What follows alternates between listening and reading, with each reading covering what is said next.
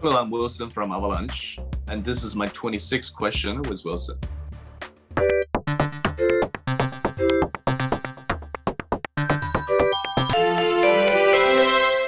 Hi Wilson, thank you so much for fitting our 26 questions interview into your busy schedule. Yes, my pleasure. Cool, let's dive right in. How far has Avalanche come? Well, Avalanche has been developed for 3 years, and it started with Professor Gun and the co-founder Ted and Kevin. They all came from Cornell University.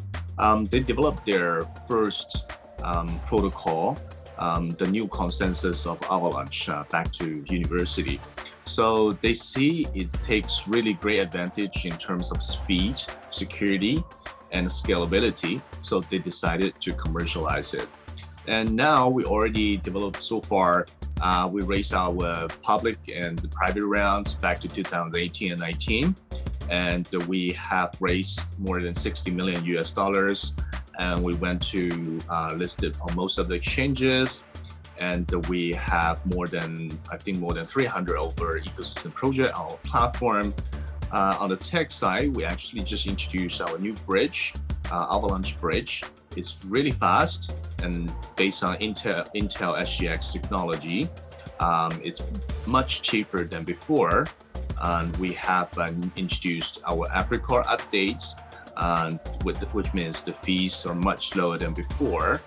And we just introduced a new incentive program called Avalanche Rush, and it provides users with 10 million worth of tokens to incentivize users to come to the platform to enjoy the high performance of blockchain.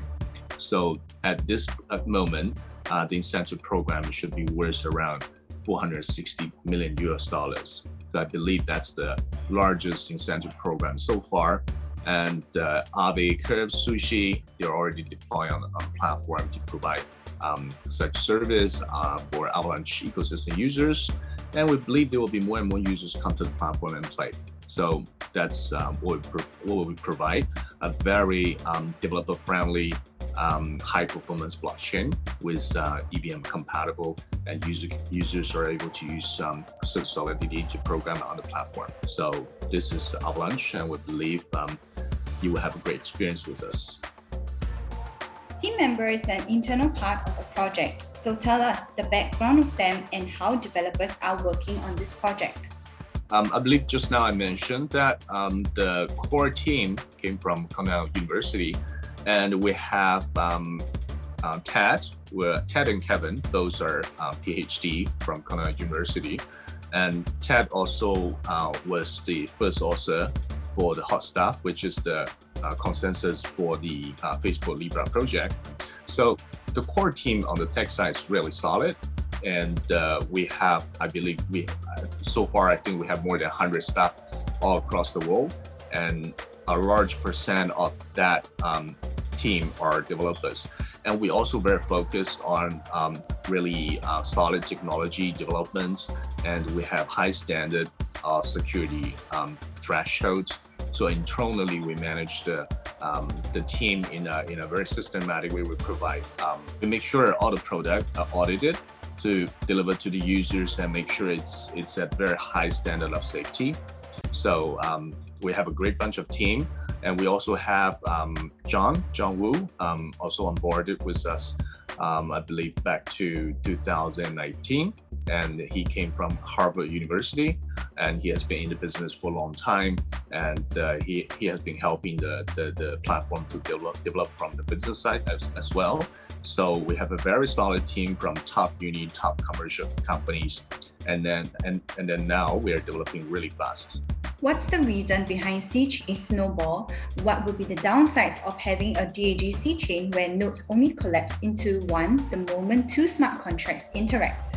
Yeah, I believe many people may not know we actually have 3 chains underlying. We have X chain, P chain, and C chain. So X chain is actually for asset creation and transfer. P chain is for staking and platform management. And C chain is EVM compatible smart contract. So on the DAG structure, if you see on the X chain, that is we do a structure that you basically understand underlying is made more like a gossip system. People are checking each other to confirm the answer. But on top of it, we actually have a sampling process to make sure the accuracy. So based on that, we have 99.99% of accuracy to make sure the data is right.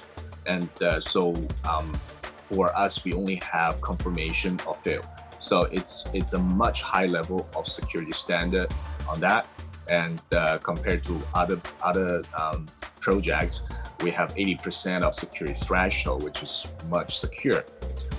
So I think we solved 3 questions. We solved the speed. So our finality is around 1 to 2 seconds. On testing side, we are below 1 second. And we are able to scale. So our TPS is at 4,500, which is really fast. And also our secure level is pretty high. And also the transaction fee is pretty cheap. So I think for a user perspective, this kind of performance, I think we have great potential where the downside is pretty limited, especially we take really high standard in the tech development side and security side. So I think the downside might be likely it's for the first batch of users to come to the platform. When they start using our X chain, C chain, P chain, it takes a little bit of effort to understand those, especially when our first wallet version introduced and the first bridge come to Pangolin. When users start playing from X chain to move the token to C chain and C chain to MetaMask, it's a little bit complicated at first stage. So I think that can be the highest problem for the community users to adopt. But in actual fact, we see the progression that our exchanges are adopting our C chains, including MEXC, and also we introduced a new bridge. So the whole user experience improving progressively. So I believe user will be able to enjoy our high performance blockchain with a much better experience. Do you think that staking will try to fight decentralization in the platform if the big craftsmen controlled the decision? How could a platform that had a feature stake it? Well, I believe decentralized and staking, I think is a 2 different concepts. When we look at like staking and decentralization, we have like 1,000 nodes on our platform. So that means each node will have at least 2,000 AVAX to stake to ensure you become a validator. So if you look at validators, we have more than 1,000. And then this is so-called a much more decentralized compared to many other blockchains. So that takes us into a much decentralized way in the blockchain sector. But when you talk about staking, so I believe like if I'm become like a staker, so I wanna do a few things. One is I want to receive staking reward. 2, I want to voice out my voice. So I believe in that ways, really bring the users believe in this platform, come in and voice. So I don't think the staking purpose will interrupt the decentralization. So you have to look at the perspective. We combine the staking and look at how many nodes we have in aggregated ways, and then that explains how decentralized we are. Could you please describe how your project plans to support NFT development? And do you have any project plans for combining NFT with DeFi?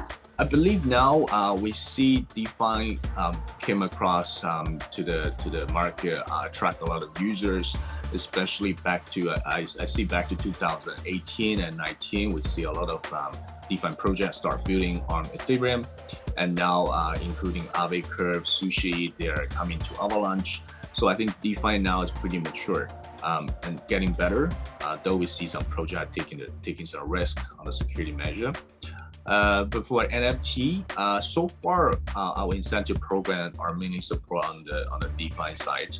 But NFT definitely is a really large market, which is so-called outside the crypto market, or you can say we attract some external non-crypto users into the ecosystem. So I think these 2 sectors are really important and brings matrix of the users into the ecosystem.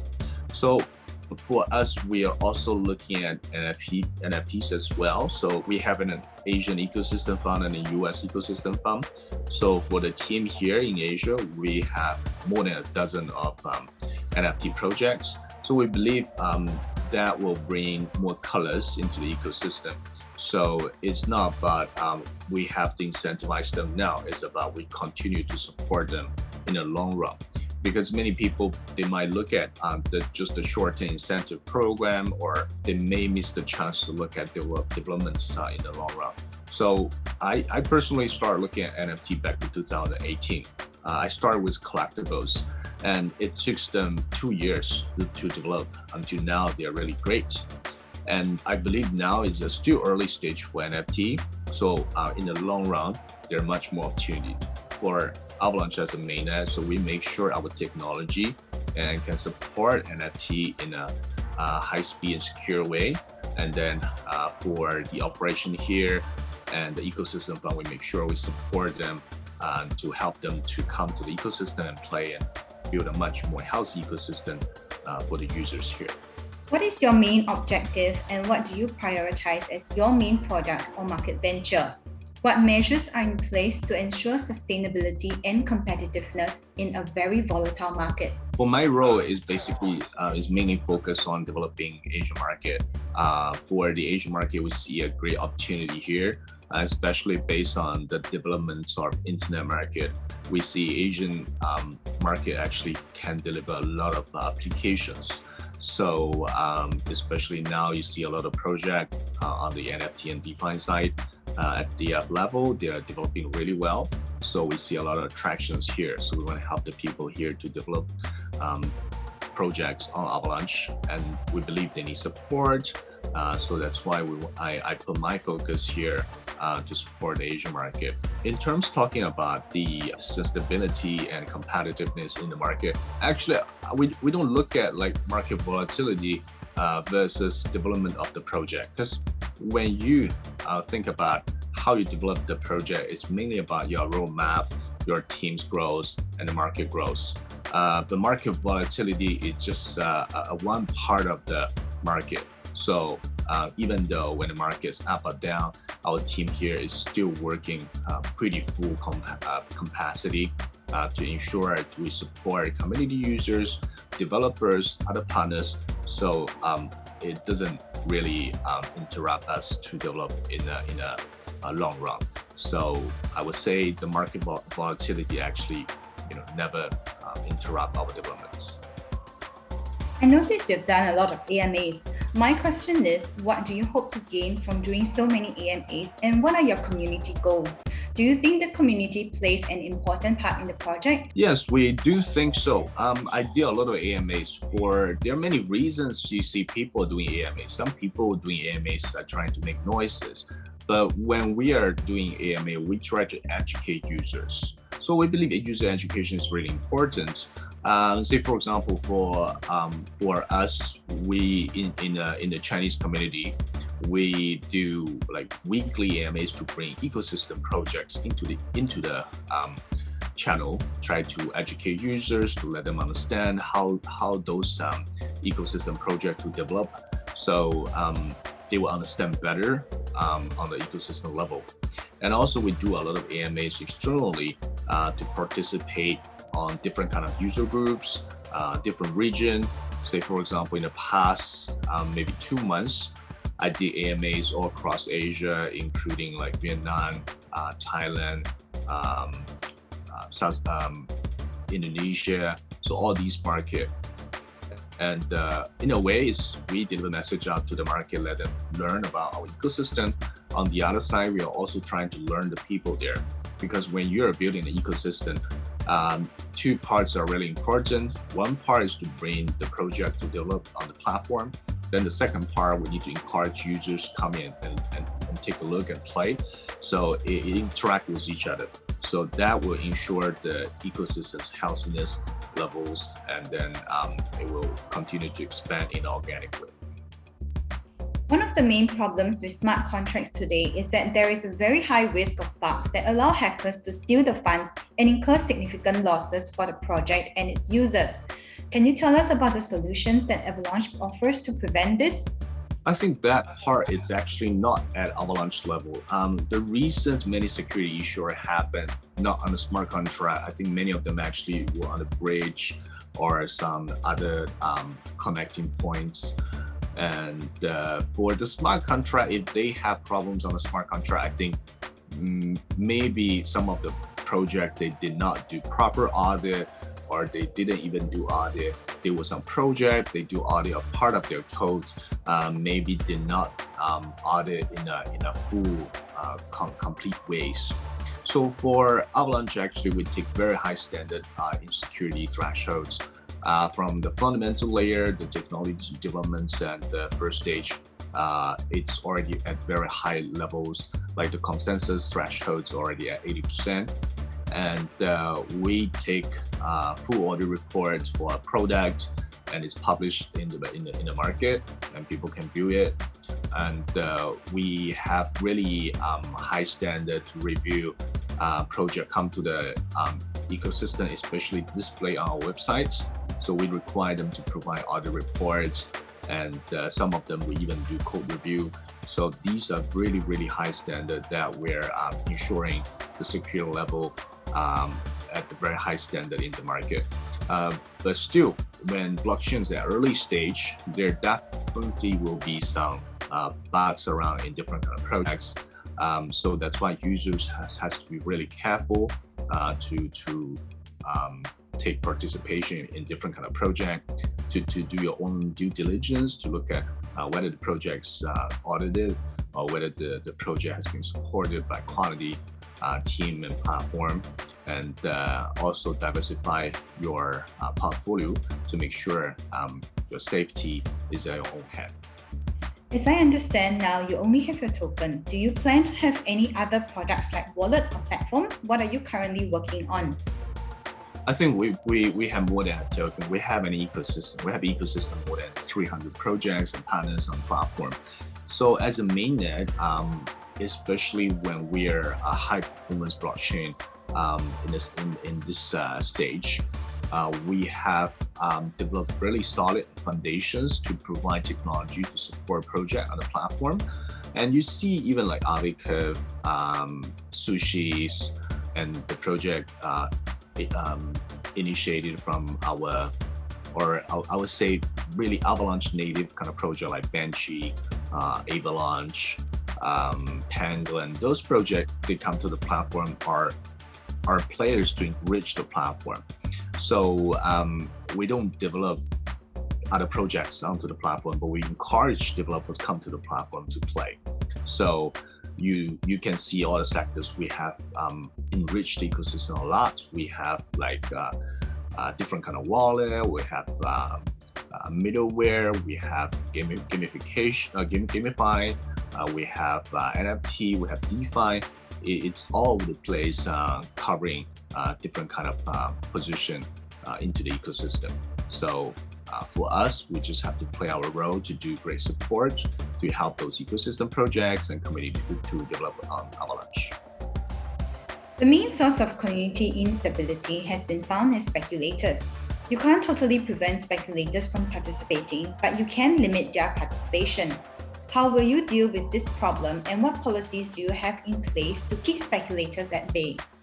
Well, firstly, I don't think speculators are bad. I think an ecosystem needs diversification. When you just look at a city, it's all kind of people are mixing in a city, so that creates an ecosystem. So if a city, they're all investors, 100% users are investors, I keep the city in the long term, but how about other people stay in the city? How about a different kind of group of users in the city? So I always look at in an ecosystem way, in a city way, when you're a developer or an ecosystem on blockchain. So we encourage users to learn and play, but is there vision to look at Avalanche in a short term, medium term, or long term? So just now I mentioned why we do a lot of AMAs or online or offline events is that we're taking the effort to educate users. We let them understand more. So I personally experienced a lot of offline events that we communicate with the users they were speculators and they trade around, but we let them understand and learn. And then now they're become much better. So what I see is some of them actually even become our validators or delegators. So they become a long-term players and believers in the platform. And so I see it's also a good trend that they start educating other users. So I think in that way, it's a very healthy way to develop our communities. It's not about we have to decide whether they're speculators or long-term players. It's not our decision, but it's our mission to educate. I believe that AVAX could give a more evaluated project, but how do you make us believe that some projects in the Avalanche network could be great? And how do you guys accept it? Well, as an open platform, we give opportunity to all different kind of developers come to the platform and play. And but of course, there are some projects that we may think they have great potential. So then we will support them in different ways. So firstly, user can come to the platform to apply grants. And secondly, we have ecosystem funds that on the way to support projects to develop. And also we have other operational support, technical support to help the project to grow. So it's just multiple different ways, including just now I mentioned the Avalanche Rush program. So we encourage projects to come here, and we give them extra incentive plans to help users to experience and understand to come to the platform. So that is the way we encourage or support projects. But at the end, as a user, you want to participate, you still need to do your own DD to look at the team, to look at supporters, to look at their community, to look at how good is their product. But I think these are the fundamental things the user should do before they participate in a project. User experience is a very important issue in most projects. Does your project focus on this? What have you done to bring the best user experience, especially to new users? Well, I will always say, look at the fundamental technology. I would say fundamental first, user experience second. So there are many projects in the market, they are trying to enhance great user experience. They miss out the security part. So that part, I think, is really risky to do so.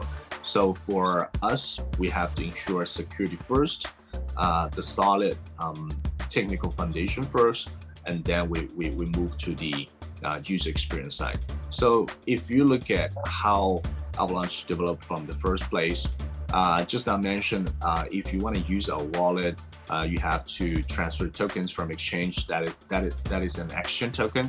So then if you want to convert it to C-chain to MetaMask, it's very complicated. So now the easy step for user to participate is that we integrate exchanges with C-chain tokens. So including like MEXC, KuCoin, Gate, OKEX, they already support our C-chain token. So that part also is our effort to improve user experience, and then they can directly transfer C-chain tokens to MetaMask wallet to participate on the apps. And the second part, if you look at, we introduced a new bridge called Avalanche Bridge, and the whole user experience and secure level has been improved.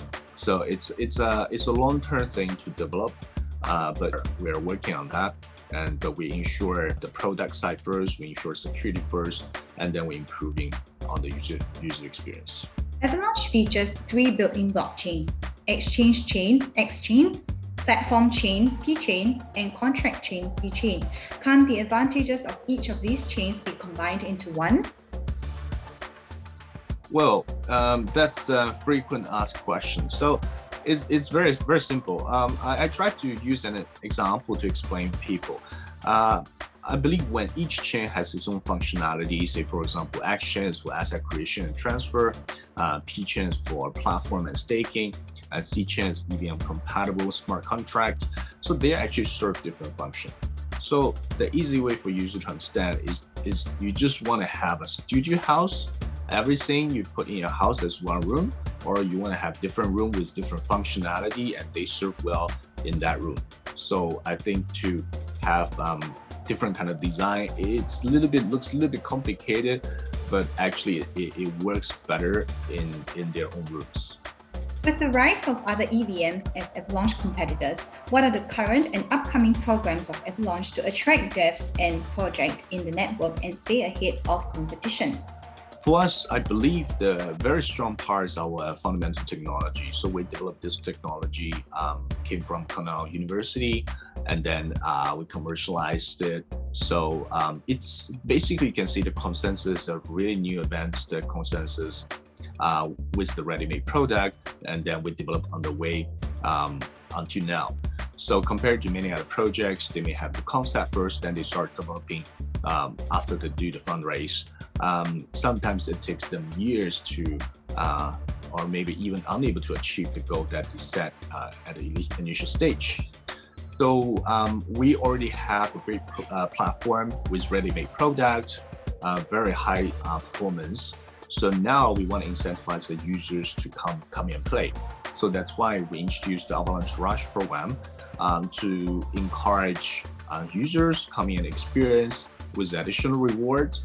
And then also we encourage more quality projects come to the platform to interact with the users, to provide users with a great experience, very high speed. So if users come to the C chain to play, they will know how fast we can perform compared to other chains, especially like when smaller users come to Ethereum to play. If you want to purchase something, maybe the transaction fees take up to $70 or $200. But our platform, it's much faster and it's much cheaper. So it delivers users with higher returns and higher incentives, and also great user experience and cheap price.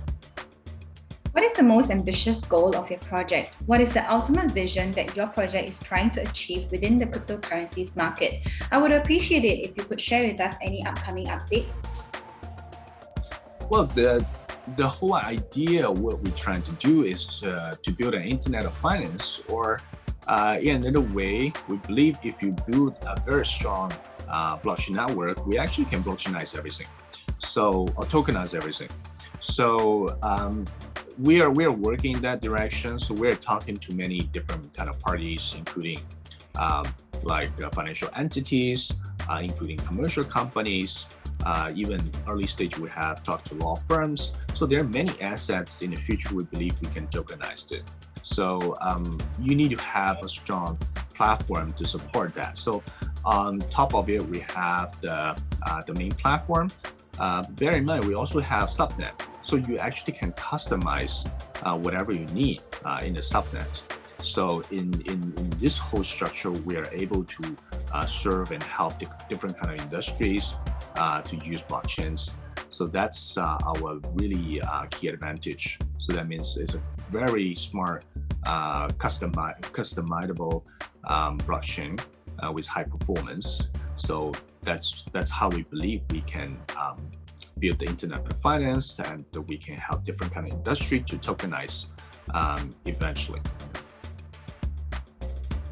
For project development, the top priority is to have sufficient funds.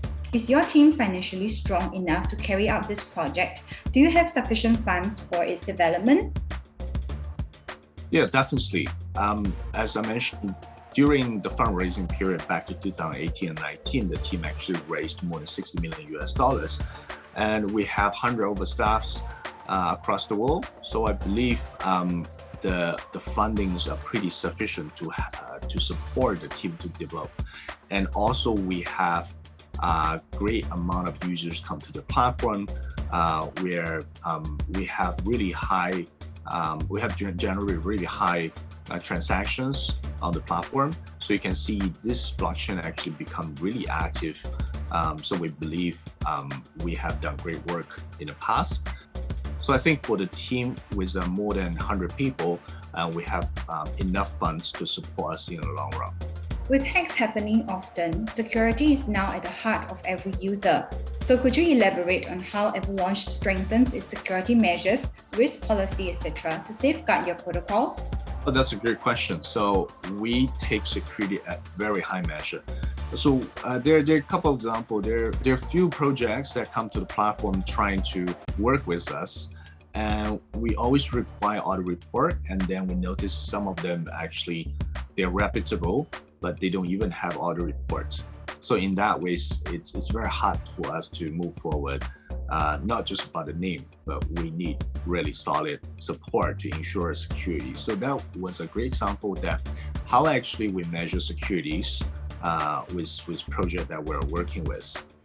And also for the platform itself, we have really high standard on the security levels. So firstly, on the protocol levels, with the fundamental consensus and top sampling process, we actually can ensure 80% of security threshold. If you check on our website, we have comparison with multiple chains, and some other chains are at secure level at 30% or 50%, but we exceed 80%. So it's a much higher standard on the security side. And on the current product developments, we have a great talent that are actually supporting our security parts. So he used to be key advisors for AVAX to ensure security. He used to be the really core community team on the security side in the Syrian communities. So we have great team members on the security side, and also on the product side, we have audit report, a full audit report to support our product. So we have multiple levels to ensure security on the platform.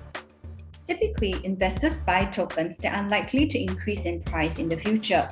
I saw that total supply of the token is huge. So do you have any plans for burning tokens in the future to reduce the supply of the token and increase its investment attractiveness? Well, I would say, firstly, when users are looking at tokens, we have to look at its utility value. We build it as an ecosystem. So when you are looking at tokens, we build in burning functions as well. So users are transacting on the platform, on the exchange, C-chain. If they view on a scan, we actually burned, I believe, more than 150,000 tokens already on the platform. So that is a really high rate compared to other blockchains. So this is a part of design of the token economics.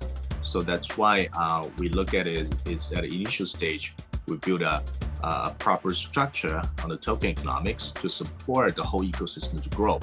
And also we think users should look at its the key utility values and how actually can participate on the platform, why they need to participate on the staking. So that actually gives user a better picture for our Avalanche tokens. As far as I know, achieving blockchain's popularity in the financial sector is your goal.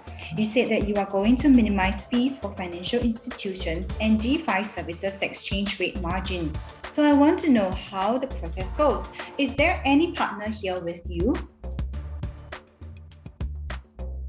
Well, I mentioned that our initial goal to build an internet of finance. Yeah, definitely for the high performance blockchain, we can support the financial sector much better. And there are lots of top financial companies in the Wall Street, in Turkey, in Asia, they're talking to us.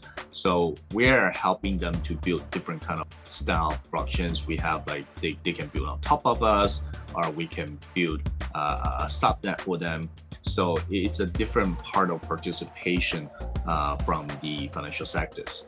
But as a blockchain platform that when we really go to the next stage, we actually look at also a lot more into diversification. We want to support different kind of users, different kind of project come to the platform and participate and experience. So after our last year mainnet launch in September, so it comes to almost 1 year, and you can see the whole development was really great. Now I believe it's more than 300 projects are participating on the platform. There are more coming, there are more building on the platform. So that's how I see a great blockchain actually can support the ecosystem level to grow rather than just one sector. Okay, last question. In the future, there will be the possibility that many new platforms similar to Avalanche will appear, optimized for transaction speed and security. Is Avalanche confident to keep the advantage?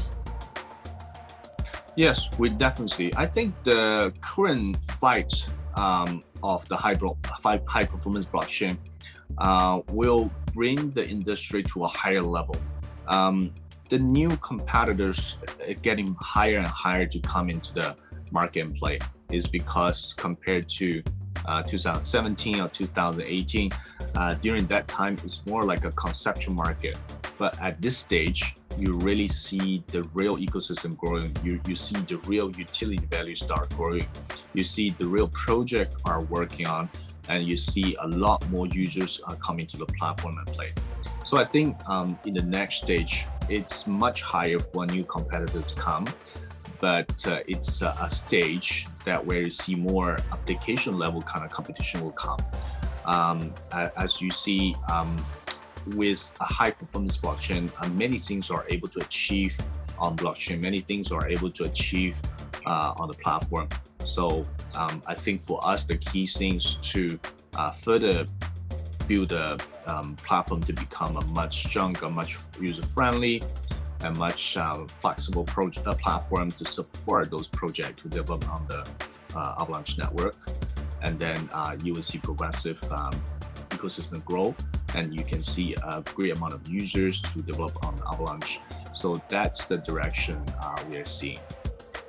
All right, thank you so much, Wilson, for answering 20 questions from the community. Yeah, it's my pleasure. Now it's your turn to ask our fans 6 questions. Do you have the 6 questions ready? Yes, of course. Here we go. So first question, who is Avalanche's founder? Question 2, what is the new bridge called? Question 3, Avalanche's C-chain wallet, make sure it's C-chain.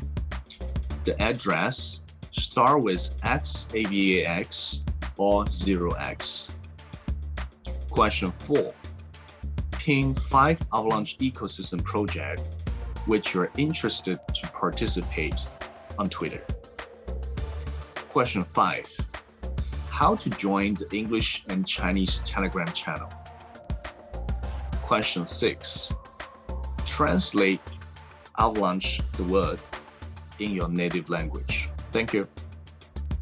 Awesome session. Thank you for the questions, Wilson. We hope you guys liked the interview session with Wilson. For fans whose questions are selected, please claim your rewards as per the instructions in the description box below. And for those who want to participate and win extra AVX tokens, simply answer the 6 questions that Wilson had asked. Comment your answers in the comment section below and we will pick 6 lucky winners. Thank you so much for coming up on our show, Wilson. Till the next time, don't forget to like, share, and subscribe. Bye, Wilson. Thank you.